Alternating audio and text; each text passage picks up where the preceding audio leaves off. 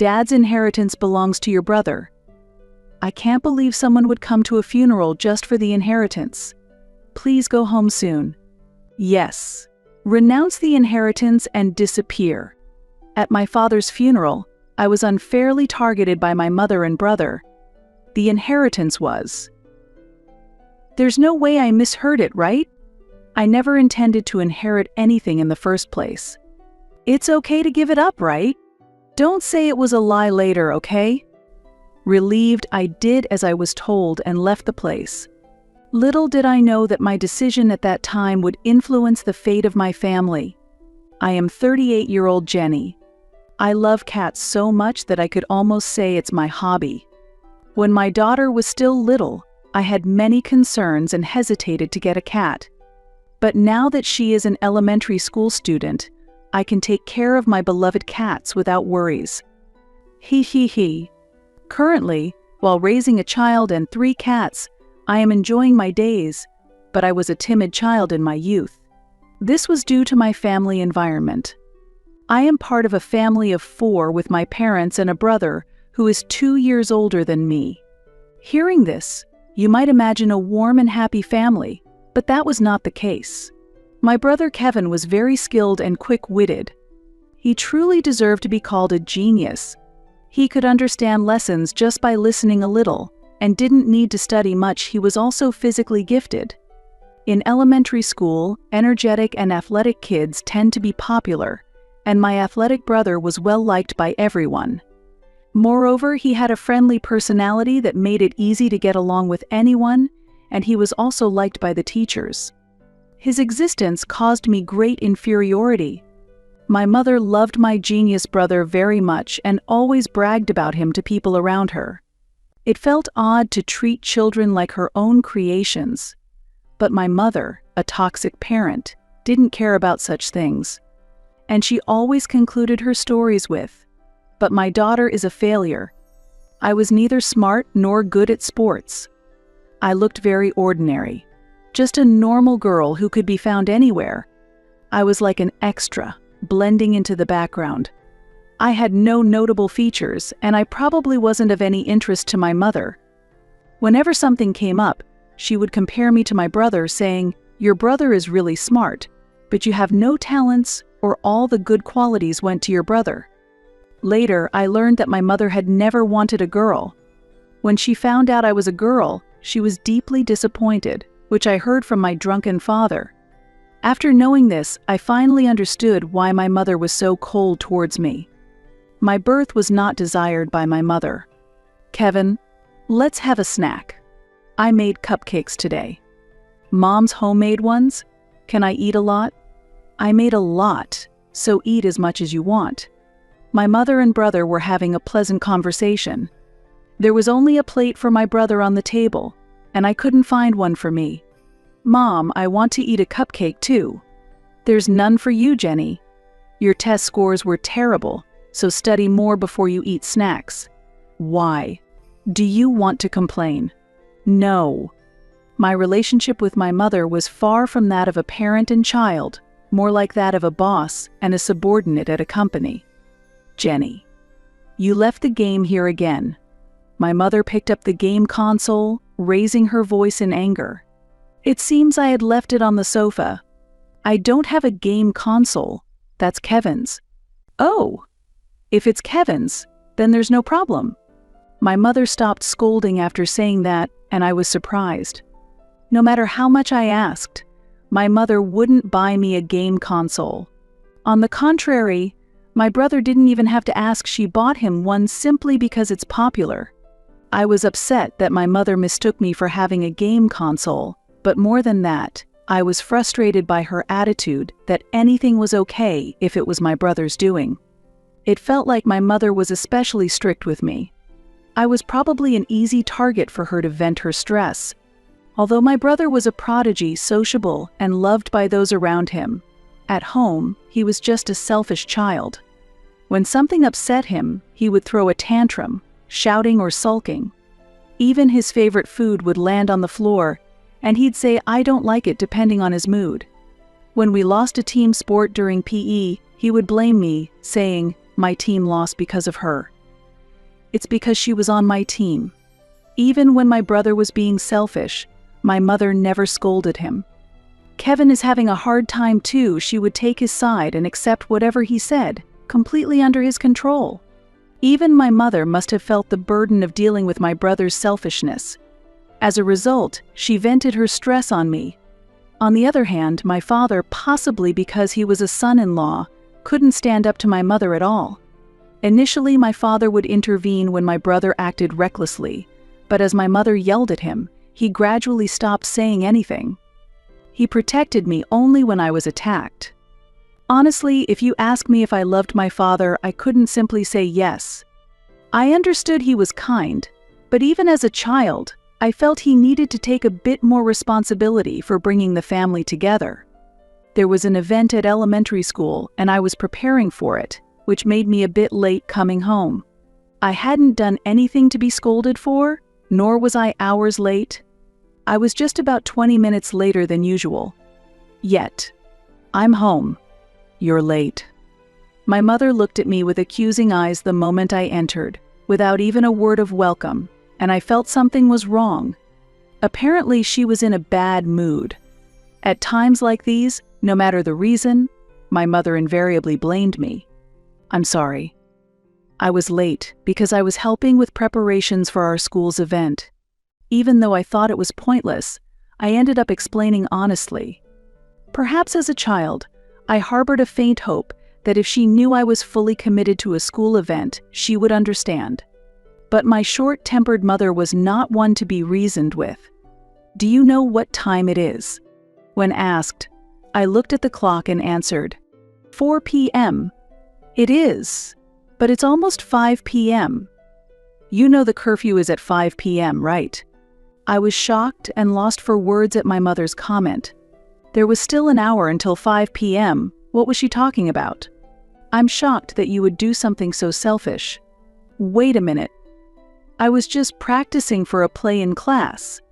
Don't make excuses. I'm sorry.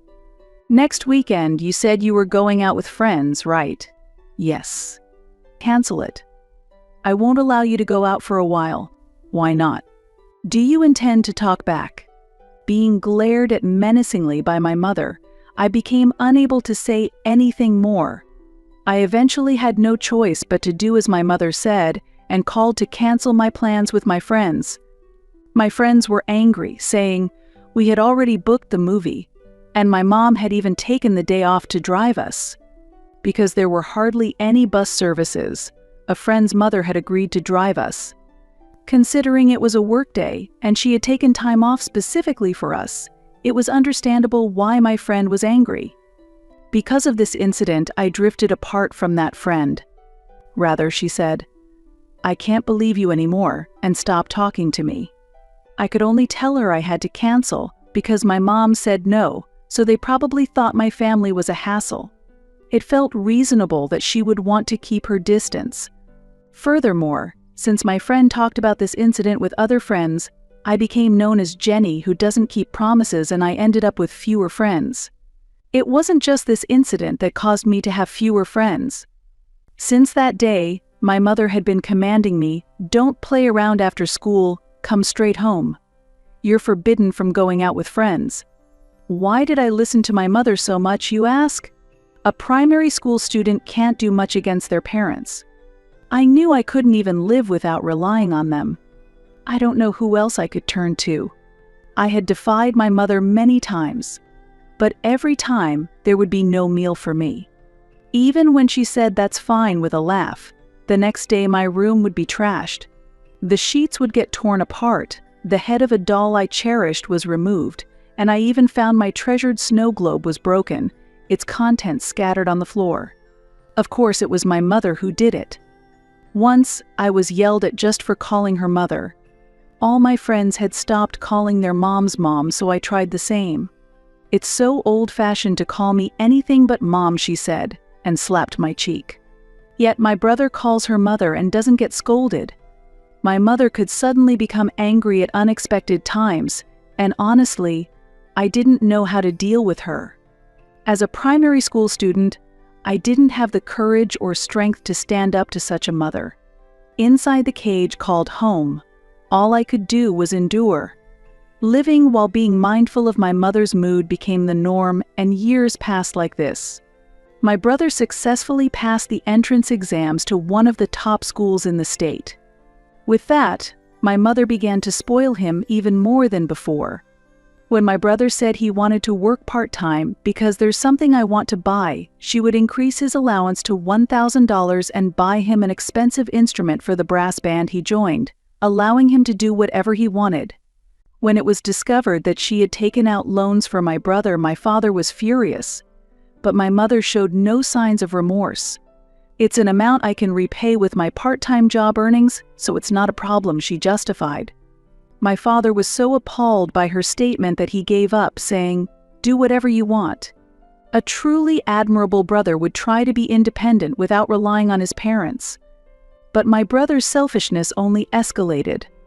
Whenever he said he wanted a license or clothes, my mother would give him money each time. Not content with a monthly allowance of $1,000, my brother started asking for more. It seems he wanted to create an image of a rich, smart person by generously distributing money around him. It's often said that there's a fine line between genius and foolishness, and I felt that description perfectly suited my brother. My mother was obsessed with the idea that he'll be a big shot in the future, so we're just investing for that future when it came to spending money on my brother. Now I'd like to say it's like investing in a loss. While my mother showered my brother with much love, it seems she still wasn't very interested in me. She completely forgot about an important three-way meeting before my high school entrance exams, and she also forgot to pay my high school entrance fee. Luckily, my father handled it quickly, and it worked out, but if his response had been a little later, I wouldn't have been able to attend high school. My mother explained it away as an oversight, but even that I doubt. Since I couldn't work part-time in high school, I planned to get a job after graduation, and at 18, I was able to leave home. My mother said, "If you beg on your knees, I might pay for college, but if you can't do that, figure it out yourself," but I had no such intention. Feeling that staying in school would keep me tied to this house, I never intended to go to college in the first place. After all, unlike my academically gifted brother, I was average in studies and sports. The desire to leave home, though challenging as a high school graduate, outweighed my interest in further studies. Even now, I feel that decision was correct. After that, I started working at a bread factory. Though I planned to live alone once I saved enough money, I was able to move out at the time of my high school graduation because there was company housing available. Lately, my brother has been causing trouble at home, possibly due to mental pressure. My mother, who continued to indulge him, now seemed stressed by my brother's tantrums, lashing out not just at me but also at my father. I wanted to leave that home as soon as possible.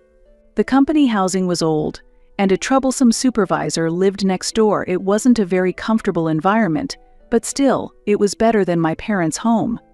However, I didn't intend to live in the company housing forever.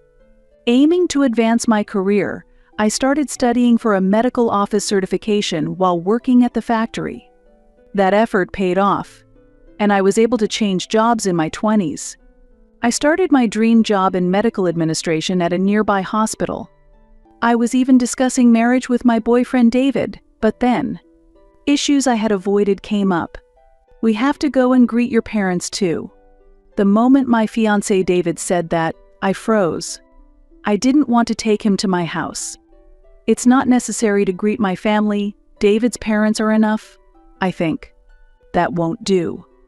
I'm marrying their precious daughter, after all. No, my family isn't like that. David thought I was joking and laughed it off. What's that supposed to mean? But I couldn't laugh. What? You're not joking. I haven't told you anything about my family, have I? I made up my mind and told him everything about my family. Though I was anxious that my family issues might lead to a breakup, I couldn't keep it hidden any longer. After hearing my story, he understood the situation and suggested, "Even so, let's visit your parents at least once." Why? To be honest, if they're that troublesome, They might complain later if we get married without telling them. That made sense. For now, we'd just greet them, and if they opposed, we'd think about it then. That was his plan. My family was indifferent to me, so they probably wouldn't oppose the marriage, but I still felt uneasy. Moreover, I hadn't returned home since I started working, and I really didn't want to see them. Reluctantly, I called home. "Hello, it's Jenny." I spoke nervously when my displeased mother's voice came through the phone, saying Jenny. I wondered who would answer, but of course it was my mother. "It's sudden, but I have someone I want you to meet soon. Are you getting married?" "That's right." "I see. We don't have money, so handle the wedding yourselves." "What?" "We need money for Kevin."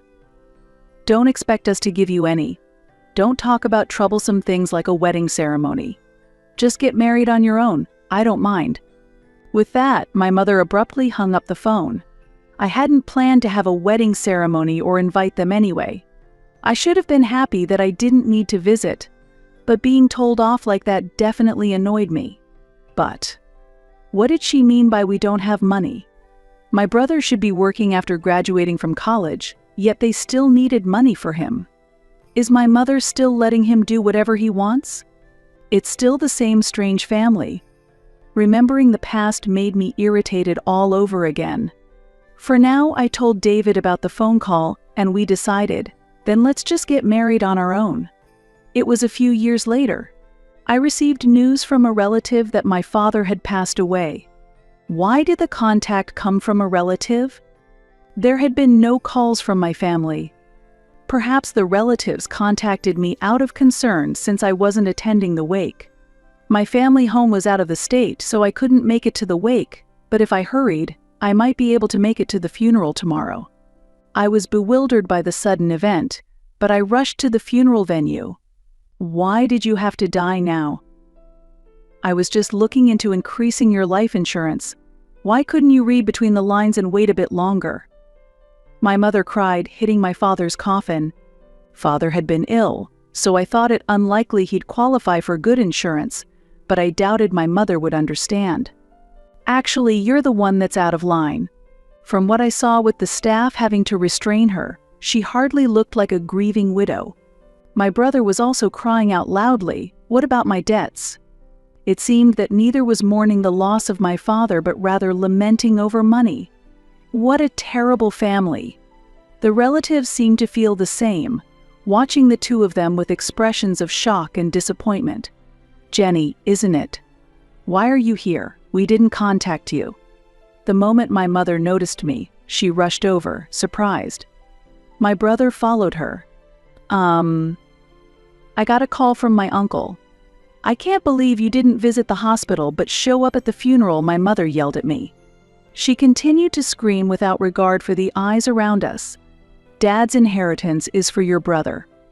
I can't believe you'd come to the funeral for the inheritance. Please go back home." What? I was so shocked by my mother's unbelievable words that I was left stunned. "Weren't you the one who hid the fact that Dad was fighting an illness? Why must I be accused of being here for the inheritance when I only tried to attend his funeral? I won't believe anything you say.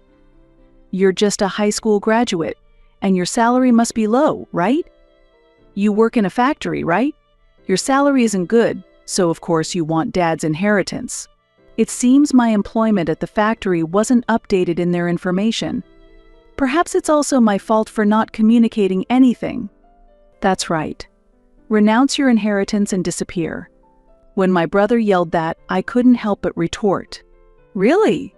Are you serious?" "Sure." Perhaps surprised by my response, both my brother and mother were taken aback. "So, that's how it is," my brother muttered. Mother also replied indecisively, "So that's that." "Well, it seems I'm a bother here, so I'll go home. I'll prepare the necessary documents for renouncing the inheritance myself." As I said this, my mother asked, "Do you have enough money?" "Money? I have enough if it's just $50, right? I can handle that much." My response had my brother and mother exchanging looks.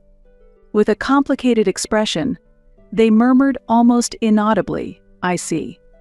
Do they not even have $50? I briefly felt uneasy, but honestly, it was none of my business. As they wished, I decided to proceed with the inheritance renunciation. A few days later. What? When I checked my phone in the morning, there were dozens of missed calls and voicemails from my brother. It was creepy, and then another call from my brother came. I thought I had hung up, but I accidentally pressed the button to answer. No way. Reluctantly, I put the phone to my ear. Don't mess with me, you jerk.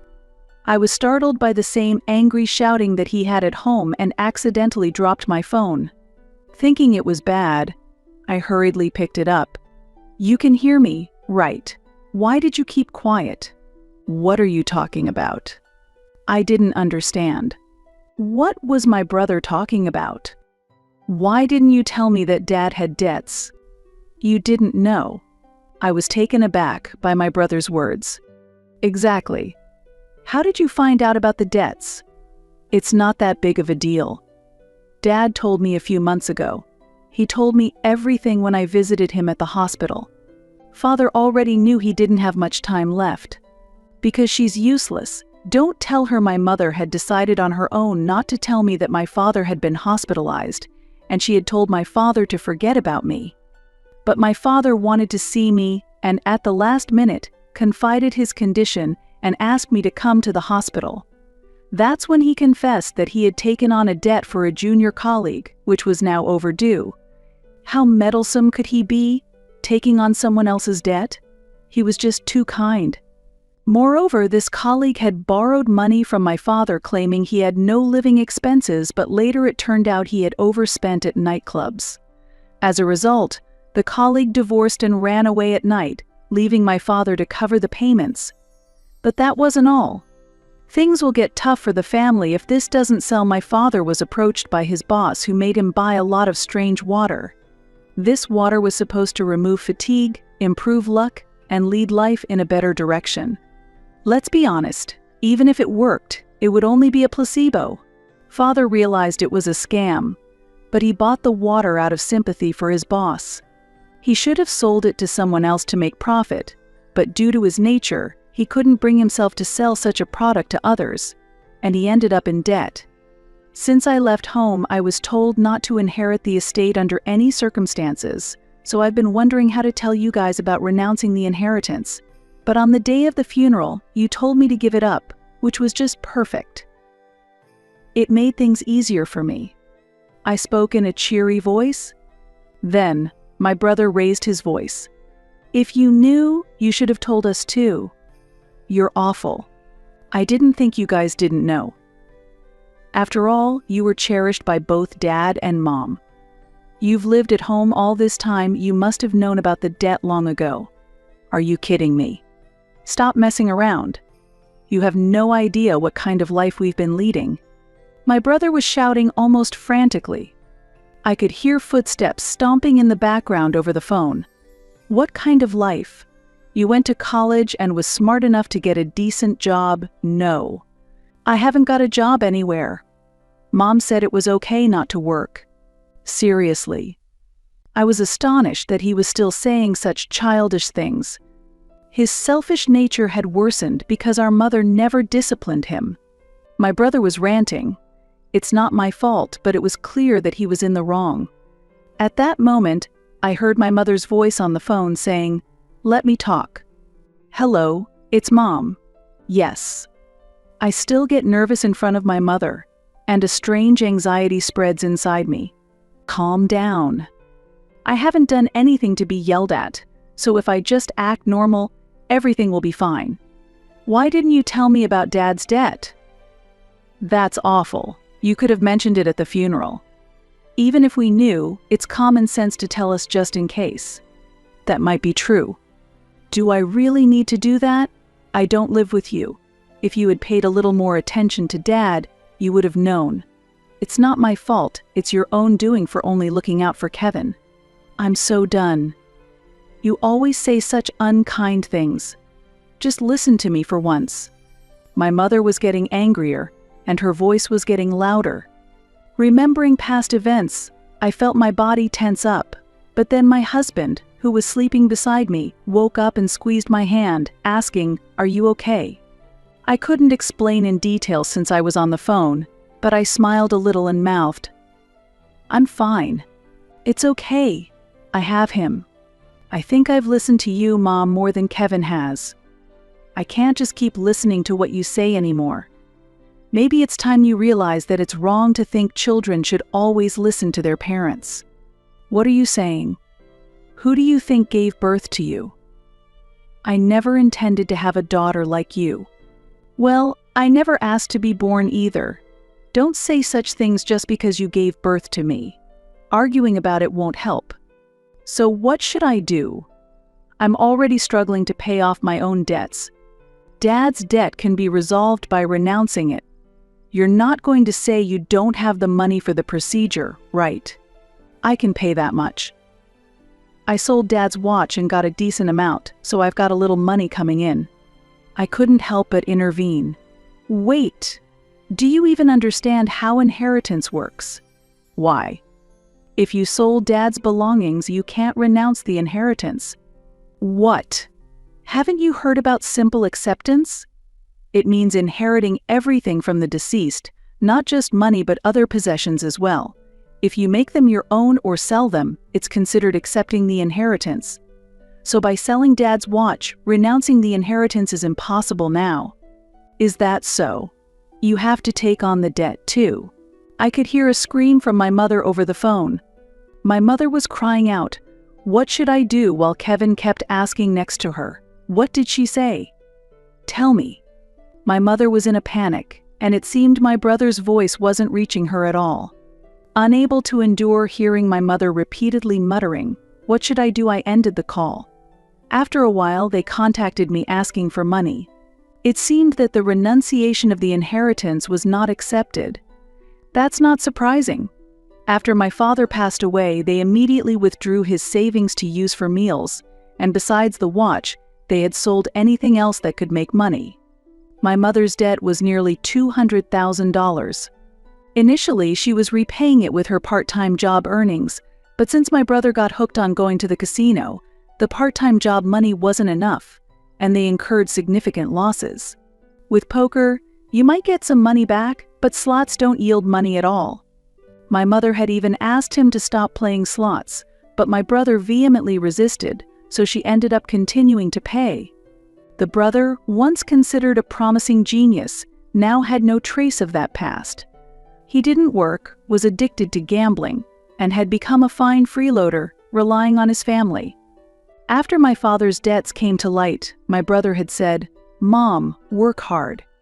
If it's not enough, Jenny can pay the difference," which made me hit him 3 times. My brother resisted, but I held him down and slapped him hard while screaming inside, "Enough is enough." I braced myself for retaliation from my brother, but surprisingly, he didn't get angry at all. Rather, he seemed very shocked by this side of me he had never seen before. "I'm sorry," he apologized, trembling. Did I really scare him that much? Since I refused to help with the debt repayment, my mother and brother had no choice but to work. But in reality, only my mother was actually working.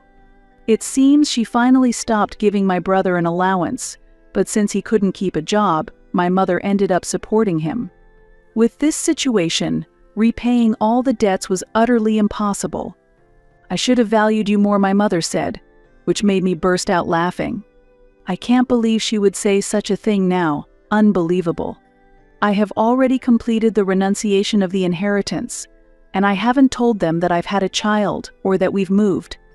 I've changed my phone number because I disliked getting calls from them. We are practically estranged. The next time I see them will probably be when my mother passes away. I haven't decided whether I will attend the funeral or not.